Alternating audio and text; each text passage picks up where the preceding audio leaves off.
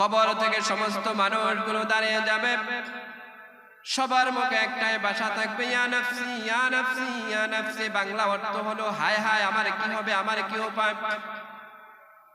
রব্বুল আলামিন বললেন, সেদিন আল্লাহ তাআলা বললেন, ফাআম্মা মান সাকুলাত মাওয়াজিনুহু ফাহুয়া ফি ঈশাতির রাদিয়াহ।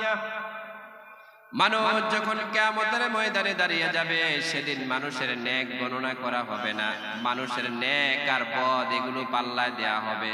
নেকের পাল্লা যার ভারী হয়ে যাবে সে জান্নাতে যাবে, আর নেকের পাল্লা যারা হালকা হয়ে যাবে সে জাহান্নামে যাবে।